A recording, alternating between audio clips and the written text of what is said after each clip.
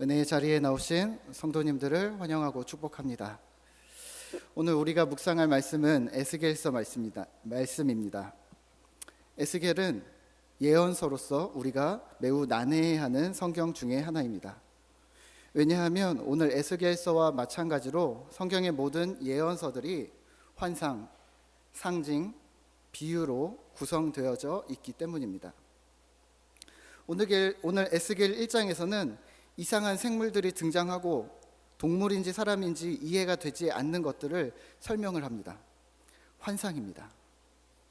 에스겔을 계속해서 읽어나가다 보면 이런 내용이 등장합니다. 쇠똥에 떡을 구워 먹습니다. 머리털과 수염을 깎아서 날립니다. 녹슬은 가마솥, 아무도 사용하지 않는 가마솥에 고기를 삶습니다. 40일을 오른쪽으로 누워서 자고 390일을 왼쪽으로 누워서 잡니다. 무슨 뜻이냐?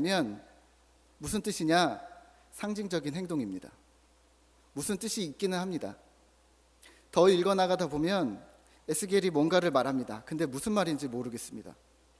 포도나무를 불에 태우듯이 너희를 태울 것이다. 포도나무가 무슨 상관일까요? 독수리가 백향목 나무 가지를 꺾어서 심었더니 백향목 나무 가지가 포도나무가 되어져서 자라났다. 근데 포도나무 가지가 방향을 가리키는데 독수리를 가리키더라. 이게 무슨 말입니까? 또 사자가 새끼를 키워서 사람들을 잡아먹었는데 결국 사람들이 이 사자를 죽입니다. 그러니까 더 성난 어미 사자가 더 센 사자를 키워서 이번에는 사람만 잡아먹는 게 아니라 궁궐도 헐고 성읍도 부수었다. 무슨 말일까요? 비유입니다. 예수님이 하셨던 무화과 비유, 씨 뿌리는 비유, 양과 염소 비유들과 같은 것인데 예수님의 비유는 상대적으로 우리가 익숙한 반면 구약 선지자들의 비유는 많이 다루지 않기 때문에 읽어도 우리가 생소합니다. 그래서 더 어렵게 생각됩니다. 우선은 그러면 에스겔서를 포함한 성경의 예언서들을 우리는 어떻게 이해해야 할까요? 더불어서 우리는 무엇을 조심해야 할까요? 구약 성경의 예언서는 17권, 신약에는 한 권 있습니다. 성경의 한 3분의 1 정도는 예언서라는 말입니다.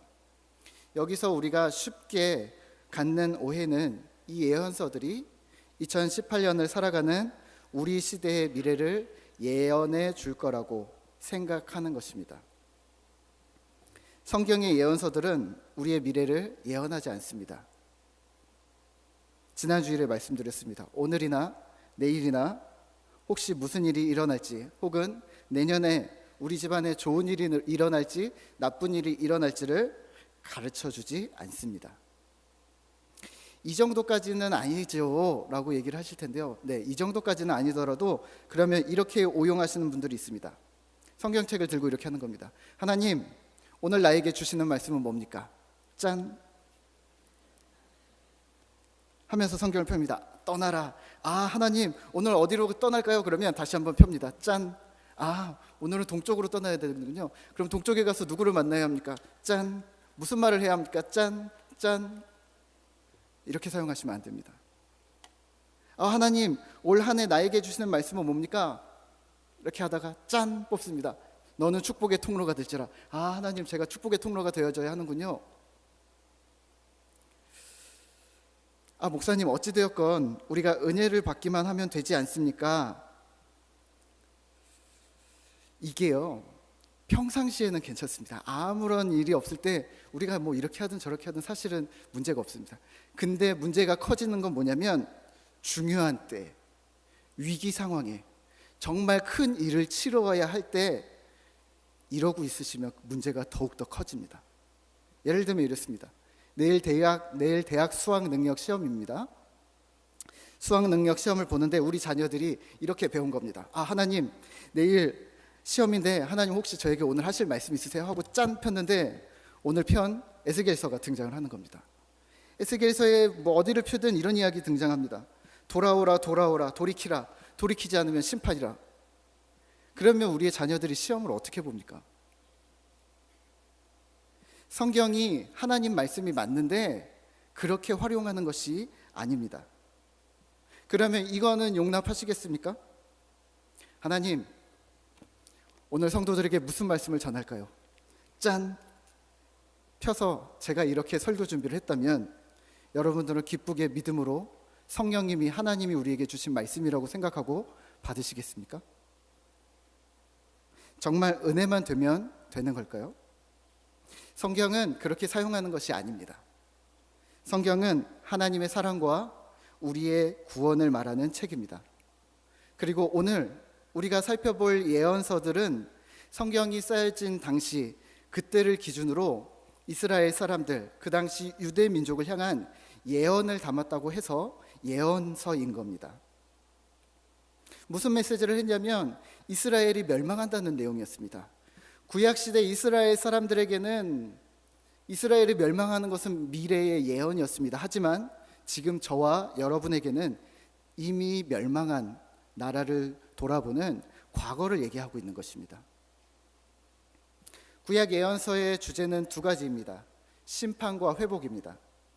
하나님을 떠난 백성이 어떻게 살 수 있는가? 아니다, 살 수 없다, 망한다.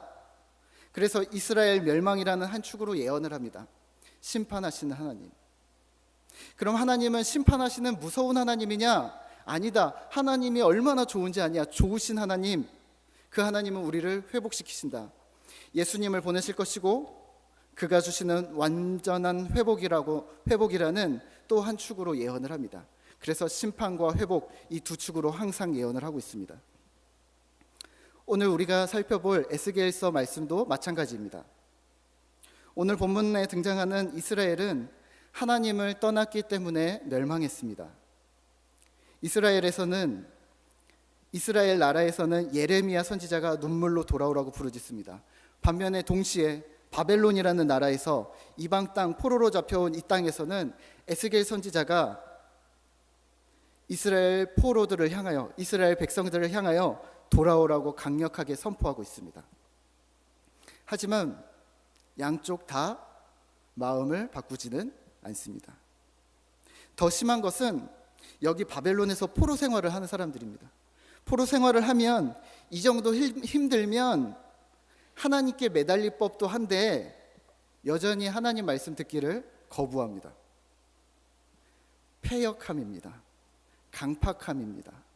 하나님을 거절함, 하나님을 마음에 두기 싫어하는 것입니다.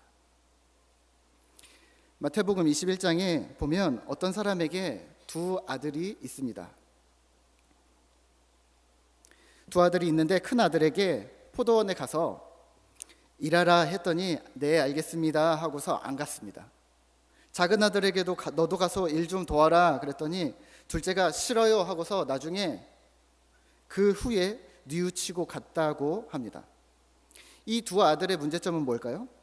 패역함입니다. 거역하는 겁니다. 거부함입니다. 거부함입니다. 단 둘째 아들이 용서를 받았습니다. 어떻게요? 뉘우치고 갔으니 뒤늦게라도 돌이켰다는 겁니다. 스스로 돌이킴. 오늘 우리는 어떻습니까? 하나님을 거절하고 계십니까? 아니면 뒤늦게라도 스스로 돌이키고 계십니까? 패역의 포인트는 하나님을 거절하는 것, 하나님의 책망을 귀담아 듣지 않는 것입니다. 더 자세히 말하면 하나님의 음성을 들을 줄 모르는 것이고, 둘째는 듣고도 행하지 않는 강팍함입니다.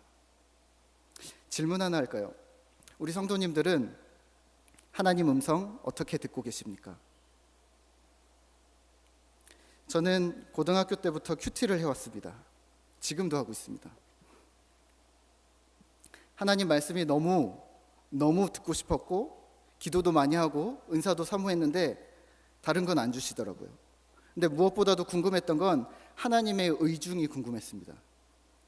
하나님은 도대체 무슨 생각을 하실까? 내 상황을 보시면서, 내 지금 환경을 보시면서 하나님은 도대체 무슨 생각을 하실까? 하나님이 무슨 생각을 하는지 알고 싶었던 겁니다. 결국에는 성경으로 들어가야 했습니다. 근데 성경을 읽는 게 너무 힘든 거예요. 저는 모태신앙인데요, 어머니가 그러셨습니다. 혁아, 성경은 10번은 읽어야 맥이 잡힌다. 10번 이상 읽어야 된다. 10번 읽기 얼마나 힘든지 아세요? 초등학교 때부터 읽었는데 통으로 10번 읽는 건 그거는 정말 어려운 일입니다. 10번 읽으면 맥이 잡히긴 할까요? 10번 읽었는데 만약에 안 잡히면요? 그러면요, 성경의 맥은 뭔데요?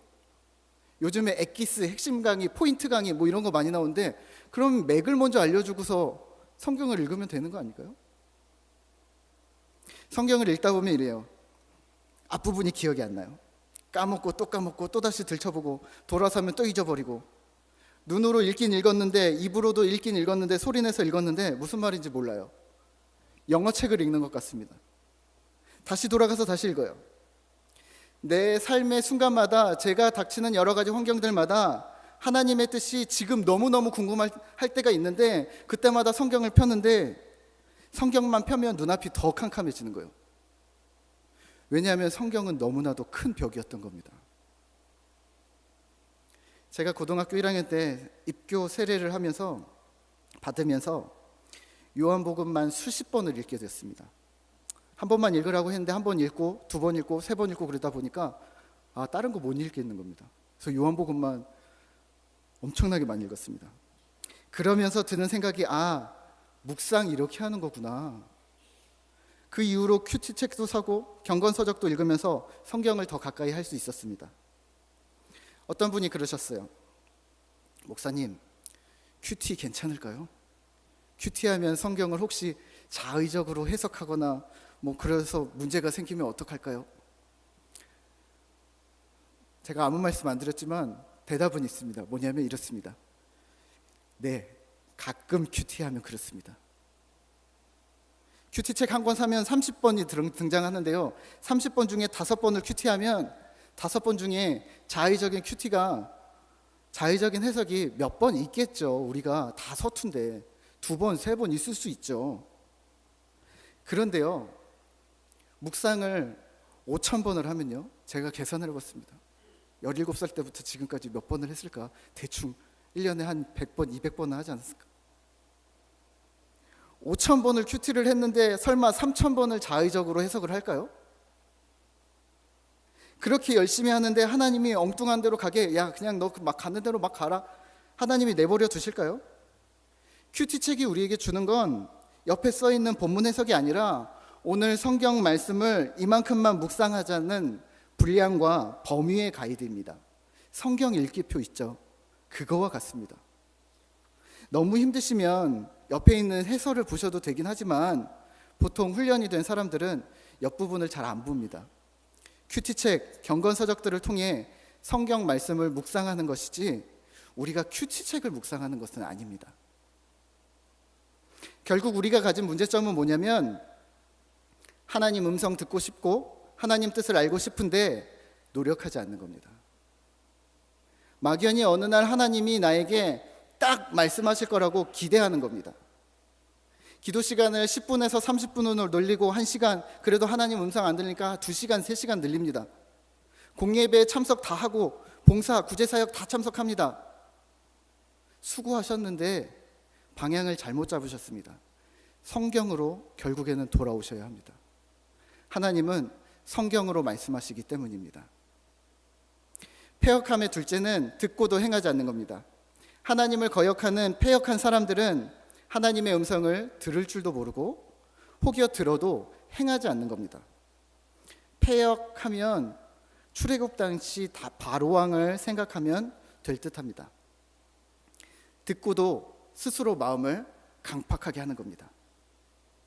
10가지 재앙을 하나씩 온몸으로 받으면서 모세를 통해서 하나님의 메시지를 분명하게 듣습니다. 육성으로 듣습니다. 내 백성을 보내라. 그때마다 바로왕이 이렇게 고백합니다. 이번은 내가 범죄했습니다. 그래요, 보내겠습니다. 들을 때는 맞아 그래 놓고서 돌아서서 다시 계산하는 겁니다. 내가 손해잖아. 내가 얻는 건 뭐야? 나는 고집스럽게 마음을 바꾸지 않는 겁니다. 강팍함, 패역함입니다. 오늘 우리가 읽은 본문에 앞서 2장에서는 하나님이 에스겔을 부르십니다. 그리고 3장 14절에서 하나님의 말씀을 받고 에스겔이 환상도 보고 또 마음이 뜨거워져서 하나님의 의분, 뜨거운 분노가 일기도 하고 뜨거운 마음으로 이스라엘 백성들에게 나아갑니다. 3장 15절입니다. 함께 읽겠습니다. 이에 내가 데라빕에 이르러 그 사로잡힌 백성 곧 그발 강가에 거주하는 자들에게 나아가 그 중에서 두려워 떨며 7일을 지내니라. 아멘. 하나님의 말씀을 받았는데, 환상을 보고 비전까지 봤는데, 음성까지 들었는데 두려워 떠는 겁니다. 두려워 떠는 겁니다.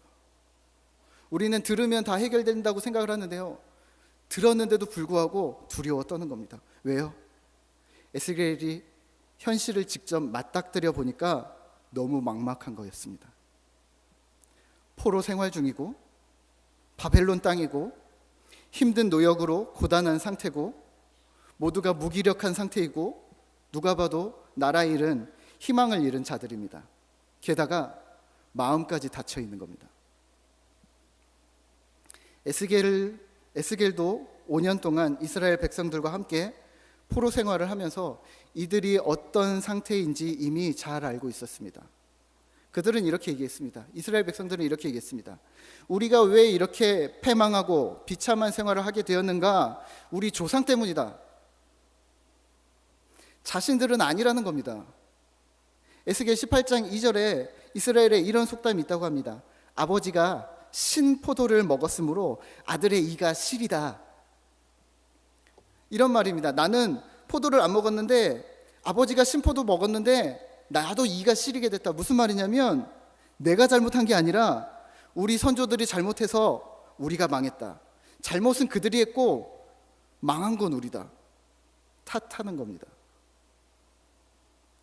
오늘 우리는요, 혹시 지금 내가 이렇게 된 이유를, 우리 교회와 공동체가 이렇게 된 이유를, 우리의 나라와 이 세상이 이렇게 된 이유를 어디서 찾고 계십니까? 누구에게 핑계를 돌리시려고요? 아닙니다. 나도 이미 한몫했습니다. 우리도 이미 역시 패역한 죄인인 것입니다. 이런 상황에 이르자 이런 사람들도 많이 생겨나기 시작했습니다. 포기하는 겁니다. 이젠 끝이다. 나라도 망하고 나는 포로고 재산도 잃고 지위도 명성도 다 잃었다. 현실과 상황에 좌절합니다. 이렇게 얘기하는 겁니다. 하나님, 나 죽을까요?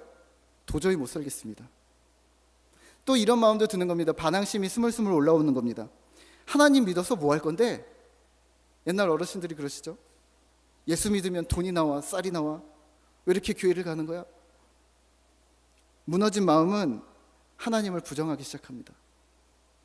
이 역시 하나님을 거부함, 거절함, 패역함입니다. 마음이 아프긴 하지만 말입니다. 에스겔 33장 11절에서 하나님도 이렇게 얘기하십니다. 하나님도 마음이 아프신 거예요. 이렇게 얘기하십니다. 이스라엘 족속아, 돌이키고 돌이키라. 너희 악한 길에서 떠나라. 어찌 죽고자 하느냐. 죽으면 안 된다. 이 이야기하고 계신 겁니다. 나는 악인이 죽는 것을 기뻐하지 않는다. 악인이 돌아와야지 죽으라고 하는 말이 아니다. 지금 너희를 심판하겠다라는 말이 내가 너희를 죽이겠다, 너희를 죽을 때까지 괴롭힐 거야 라는 하나님의 저주가 아니라 너희 돌아와. 자녀들아, 진짜 죽으면 안 돼. 혼난다는 얘기지 죽이겠다는 얘기가 아니야. 돌이키라는 거야. 하나님이 이렇게 얘기하고 계시는 겁니다. 지금 너희의 현실이 나라가 패망하고 위기 상황이고 괴로운 상황이지만, 앞에 보이지 않는 답답한 현실, 막막한 상황이지만 너희가 기억할 것은 내가 너희의 하나님이 되리라. 그럼에도 불구하고, 이러한 상황에도 불구하고 내가 너희의 하나님이 되리라. 그러니까 돌아와. 내가 해결해 줄게. 에스겔서 6장 7절에서는 이렇게 문장을 사용하고 있습니다. 내가 여호와인 줄을 너희가 알게 하려 함이라. 이 상황을 통해서 내가 여호와인 것을 너희가 알게 되리라. 출애굽기에서는 이 문장이 5번 있습니다. 그런데 오늘 에스겔서에서는 70번이 쓰입니다. 70번이 쓰입니다. 에스겔 33장 이전에서는 내가 심판을 왜 하는지 아니? 내가 여호와인 줄 너희가 알게 하려고 40번 정도를 말합니다. 이스라엘 나라가 멸망한 이후 33장 이후에서부터는요, 내가 너희를 회복하는 이유가 뭔지 아니? 내가 여호와인 줄 너희가 알게 하려고.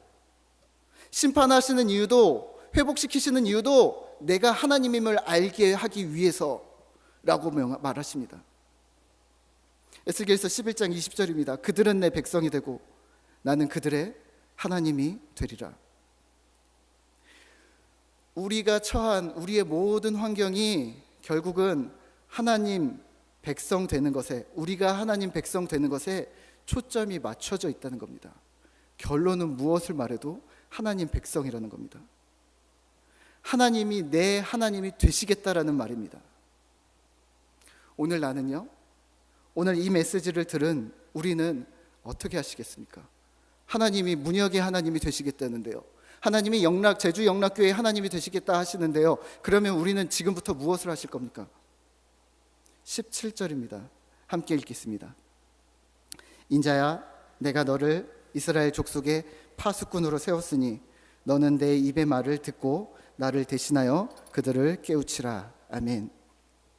내가 너를 이스라엘 족속의 파수꾼으로 세웠으니, 파수꾼이 뭡니까? 파수꾼은 경계하면서 지키는 사람입니다. 전쟁이 빈번했던 고대의 상황은 이렇습니다.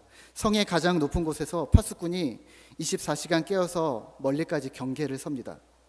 적군이 오는가 오지 않는가를 체크하는 겁니다. 졸거나 딴짓을 하면 안 됩니다. 나의 행동 하나 때문에 내 가족, 우리 민족의 안위가 달려있다는 경각심, 책임감 있는 자였습니다.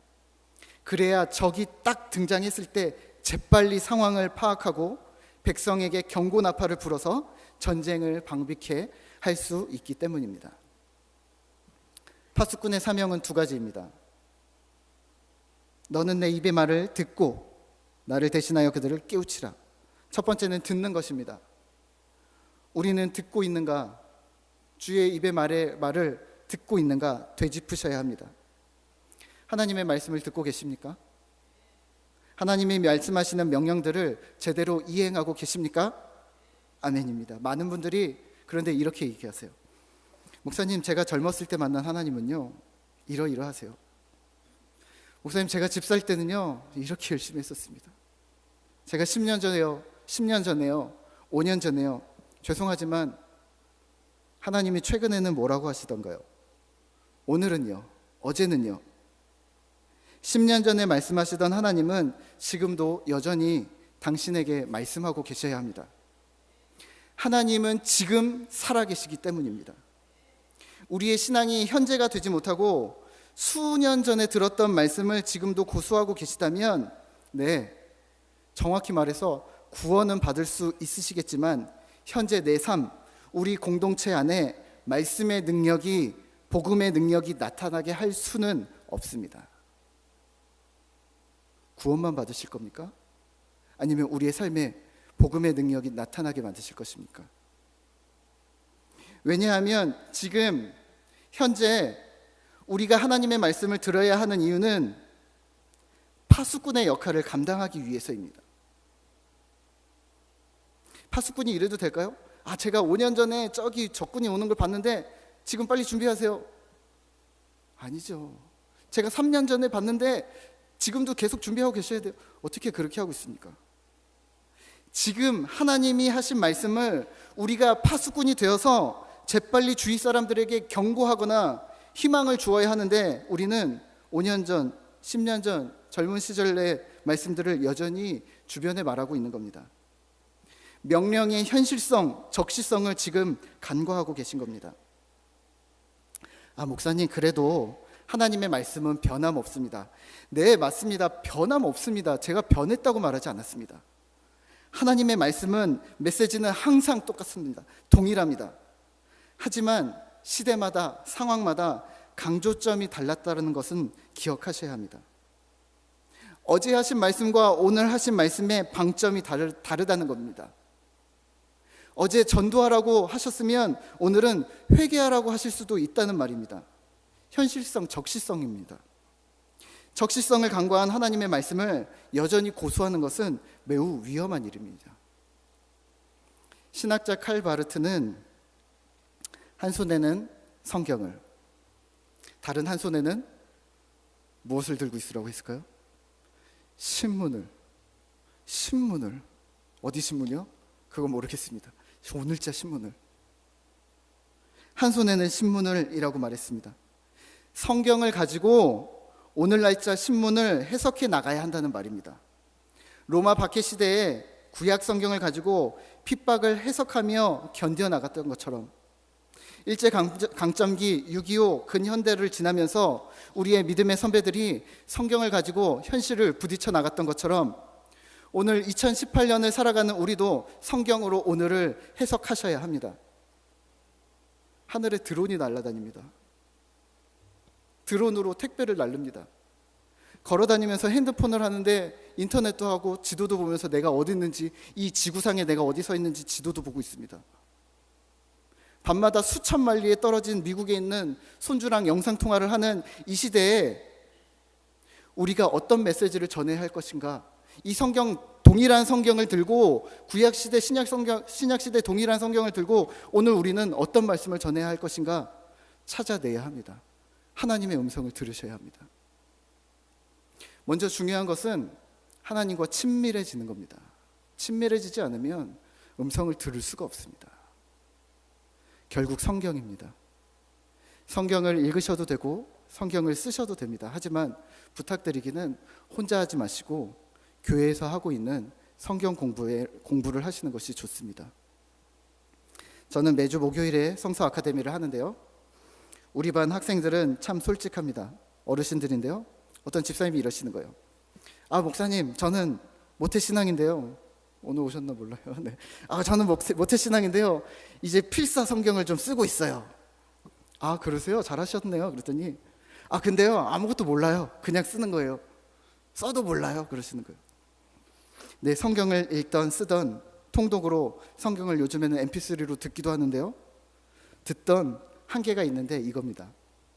성경 읽기는 스토리를 습득하는 겁니다. 스토리를 많이 접하셔서 요약하고 그 의미를 추려내면 아주 유익이 되지만 그 작업은 조심스럽고 어려운 일입니다. 다윗과 요나단, 다윗과 골리앗의 이야기가 어떤 이야기인지 우리가 많이 습득을 해서 외웠는데 그게 오늘을 2018년을 살아가는 나에게 어떻게 적용할 것인가, 신학적으로 어떤 의미가 있는가, 하나님께서 과연 나에게 그러면 무엇을 말씀하시는가를 적용하는 일은 쉬운 일은 아닙니다.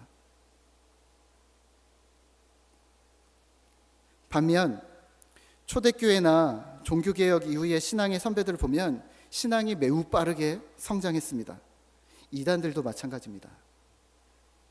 예수 믿은 지 1, 2년이면 성경으로 토론할 정도가 됩니다. 그건 이렇고 이건 이렇고. 교회 다닌 지 1년밖에 안 됐는데 그걸 어떻게 알아? 어떻게 이게 가능했을까요? 네, 주제별 성경 공부입니다. 믿음이 무엇인가, 확신이 무엇인가, 기도가 무엇인가, 교회가 무엇인가, 봉사가 무엇인가, 신자의 삶이 무엇인가, 성화가 무엇인가, 영화가 무엇인가, 하나님의 인도하심이 무엇인가. 목사님, 주제별 성경 공부는 옛날 거 아닙니까? 요즘에 누가 주제별 성경 공부합니까? 그리고 목사님, 저 그거 옛날에 다 했습니다. 그럼 이제는 저는 스토리로 들어가도 되지 않겠습니까? 이게 뭔지 아세요? 교리입니다. 기독교 교리입니다. 제가 질문 좀 드릴까요? 대답해 보세요. 하나님은 몇 명입니까? 한 명입니까? 세 명입니까? 삼위일체인데 3이 등장하는데 세 명입니까? 한 명입니까? 당황하지 마세요. 한 명입니다. 우리는 새 위격을 가지신 유일하신 참 하나님 한 분을 모시고 있습니다. 한 분입니다. 이게 시험에 나와요. 목사고시에. 네. 하나님이 우리에게 주신 규칙은 무엇입니까? 고민하시죠. 십계명인가? 사도신경인가? 주기도문인가? 답은 성경입니다. 인간이 죽으면 어떻게 될까요? 천국으로 갈까요? 낙원으로 갈까요? 그냥 땅에서 쉬고 있을까요? 교리에 있습니다. 신자는 죽으면 어떻게 될까요? 지난주 우리 유년부에서는 이거 했는데요. 신자는 죽으면 어떻게 갈까요? 천국에 간다고 말해야 됩니까? 부활한다고 말해야 됩니까? 기독교는 부활한다고 말해야 됩니다. 근데 우린 천국 간다고 알고 있지 않습니까? 아니요, 교리상으로 여러분 잘못 알고 있는 겁니다. 부활한다고 말해야 그 다음 이야기를 할 수 있는 겁니다. 그래야 이단을 방비할 수 있고, 그래야 이 땅에서 우리의 믿음이 흔들리지 않을 수 있는 겁니다. 이제 질문이 더 나아가는 겁니다. 예수 믿으면 뭐가 좋습니까? 구원을 꼭 받아야 합니까? 교회 다니는 사람이 자살해도 됩니까? 술 먹어도 됩니까? 그럼 교회 다니는 사람이 욕해도 됩니까? 질문 계속하면 우리는 이러죠. 야, 교회 나와서 물어봐. 교회도 안 다니면서 자꾸 물어봐. 근데 그거 아세요? 교회 나와도 물어볼 때가 딱히 없습니다. 제가 고등학교 때까지 그랬거든요. 물어볼 데가 없는 거예요. 이런 거 물어보면 믿음이 없는 것 같고 창피하고 당연한 거 물어본다는 식으로 쳐다봅니다만, 오늘 여러분들 몇 가지나 제대로 대답하실 수 있으셨습니까? 제대로 대답하시는 분이 많지 않습니다. 왜 그럴까요? 우리가 스토리를 습득하고 있기 때문입니다. 이렇게 질문하면 대답 잘하십니다. 아브라함에게 무슨 일이 일어났습니까? 아브라함이 창세기 12장에서 너는 본토 친척 아비 집을 떠나 갈대우를 떠나서 가라! 갔습니다. 그랬더니 뭐 이렇게 애굽도 지나고 막 그러면서 아내를 막 이렇게 하기도 하고, 또 자식을 낳았는데 막 이렇게 하고, 막 모리아산에 가서 술술술술 다 나옵니다. 요셉이 무슨 일이 있었습니까? 요셉은 형이 10명, 동생이 1명, 11명의 형제를 있었는데 뭐 이렇게 있고 막 시기해가지고 애굽에 팔려갖고 보디발의 집에서 잘 이야기합니다. 예수님은 어떤 기적들을 행하셨습니까? 예수님은 갈릴리 가나에서 혼인잔치에서 물로 이렇게 해서 이렇게 했고 했답니다. 막히지 않습니다. 그런데 이런 주제들에 대해서는 대답을 잘 못합니다. 그럼 성경은 어떻게 해야 될까요? 주제별로 배워나가셔야 합니다. 한국교회에 가장 필요한 것이 바로 이것입니다. 우리 교회 세례식이 우리 교회 영락교회에서 세례식이 1년에 2번 있는데, 제가 가끔 교육을 합니다. 세례 교육을 하는데 교회를 처음 나오신 분, 불교나 천주교에서 개종하신 분, 뭐 이런 분들이 막 앉아 있습니다. 들어가자마자 이런 얘기를 합니다.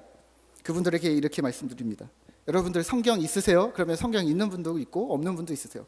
성경 있으세요? 그러면 네, 있습니다. 그러세요. 성경 없으시면 잠깐 보세요. 그러고 이렇게 얘기합니다.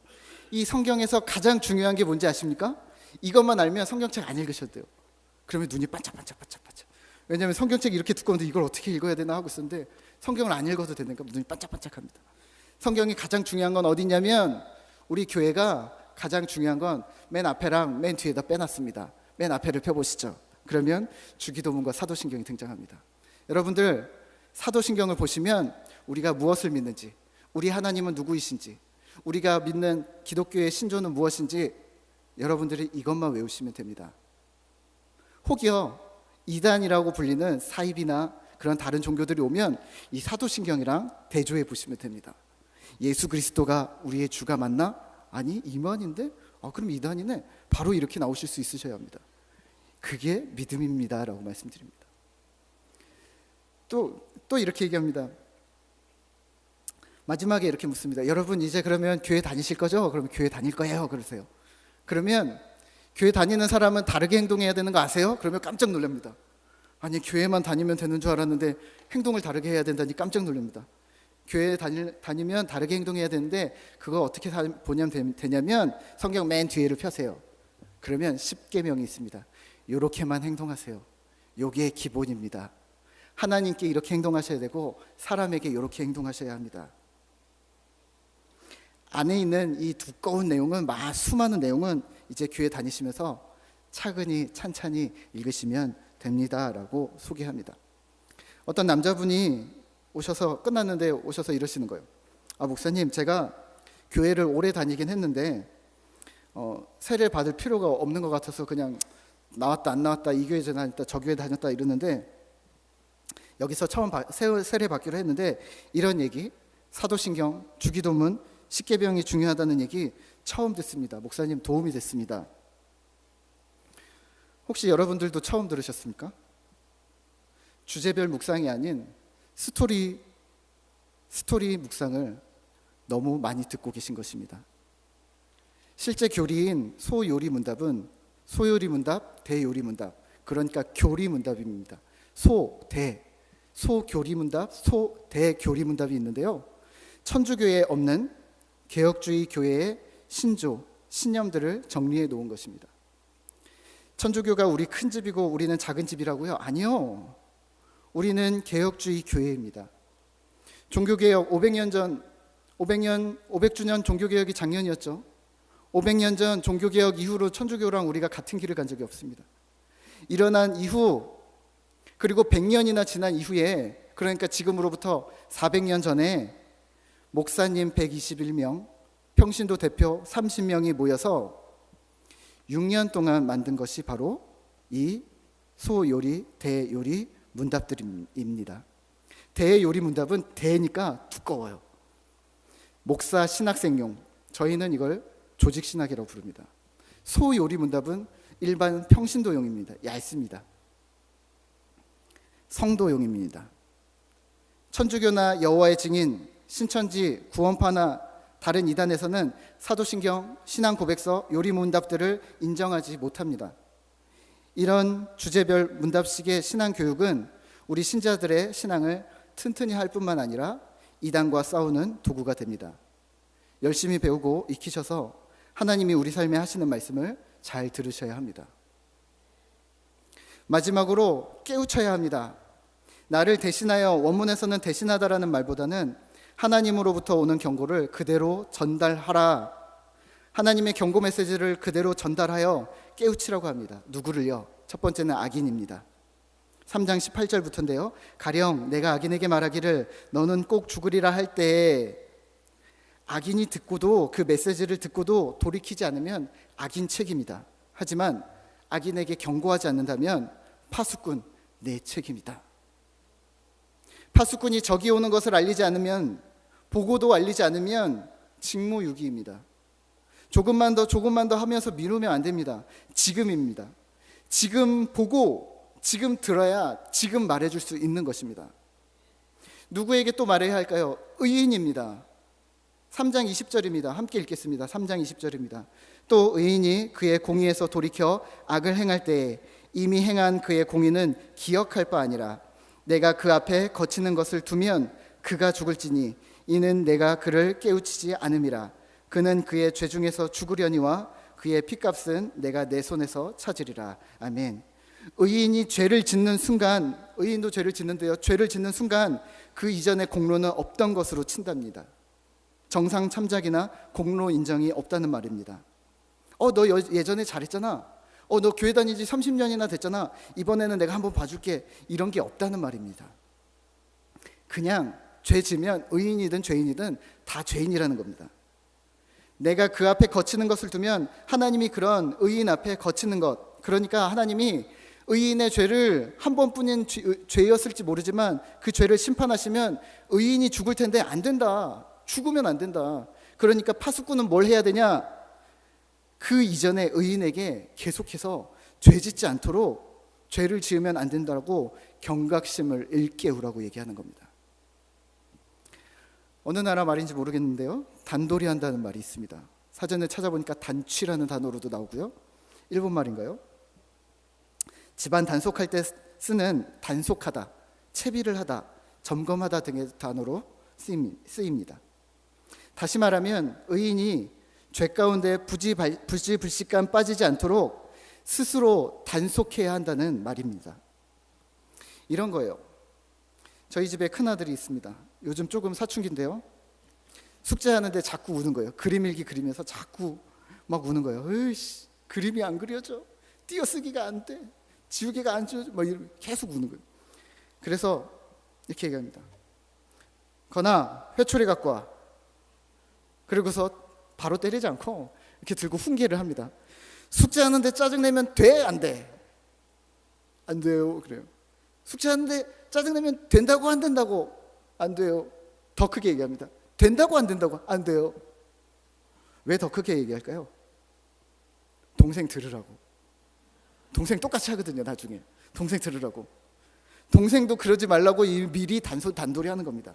마찬가지로 죄인의 회개와 돌이킴, 그들을 향한 경고가 의인에게 스스로 단속하는 기회가 되는 겁니다. 말씀을 맺겠습니다. 하나님의 음성을 들은 자들이 세상을 깨우는 일은 현재형이 되어져야 합니다. 파수꾼된 우리는 하나님의 음성을 어제도 내일도 듣기 위해서, 오늘도 듣기 위해서 노력해야 합니다. 오늘 하루를 살아가는 우리는 무엇을 해야 할까요? 하나님과 교제하셔야 합니다. 깊은 교제 가운데 들어가셔야 합니다. 또한 깨우쳐야 합니다. 우리의 이웃, 오늘 만나는 또 한 주간 만나는 사람들에게 하나님의 계획들을 자연스레 나눌 줄 알아야 합니다. 소요리 문답이 도움이 될 겁니다. 하나님이 무엇을 좋아하시는지 아니? 하나님이 무엇을 싫어하는지 아니? 하나님께 가까워지려면 어떻게 해야 하는지 아니? 기도는 어떻게 해야 되는 건지 아니? 성경은 어떻게 공부해야 되는지 아니? 하나님이 우리에게 주신 말씀인데 그건 뭔지 아니? 성경을 스토리로도 습득하시고 주제별로도 철저히 공부해 나가시길 바랍니다. 오늘도 이러한 파수꾼의 역할을 잘 감당하는 우리 영락 성도님들 되시기를 기도합니다. 우리 함께 같이 기도하실 텐데요. 말씀을 생각하면서 잠시 기도해 주시고요. 하나님, 우리가 파수꾼의 역할들을 잘 감당할 수 있도록 주님 도와주시옵소서. 파수꾼이라 함은 지금 내가 하나님의 음성을 듣는 자이어야 합니다. 그리고 하나님의 말씀을 듣고 나서 우리가 세상에 주눅들지 않고 세상에 담대히 말할 수 있는 자이어야 합니다. 힘을 주셔서 하나님, 혹여라도 환경에 매몰되지 않게 도와주시고 우리의 주변 분위기에 압도되지 않게 도와주시고 하나님의 들은 말씀을 우리가 가감없이 세상 가운데 일깨우는 그러한 파수꾼의 역할을 감당하는 우리 신자가 되도록 주님 도와주시옵소서. 지금 하나님의 음성 듣기 원합니다. 우리가 하나님과 깊은 교제 가운데 들어가기 원합니다. 하나님과 끊임없이 교제하게 하시고 하나님 주시는 말씀들을 매 순간순간마다 매 환경들마다 드러내는 그러한 믿음의 사람들 되도록 주님 도와주시옵소서. 더불어서 기도해 주시기는요, 내일은 대학 수학 능력 시험입니다.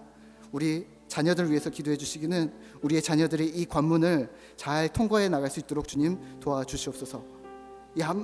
이것이 우리의 인생을 결정하는 것이 아니라 이것이 하나의 과정이고 이 과정을 지나간 후에 우리가 또 하나님께 어떻게 영광을 돌리며 살 것인가를 고민하는 우리의 자녀들, 또 이 땅의 대한민국의 우리의 다음 세대들이 되게 해달라고 우리 함께 같이 믿음으로 기도하겠습니다.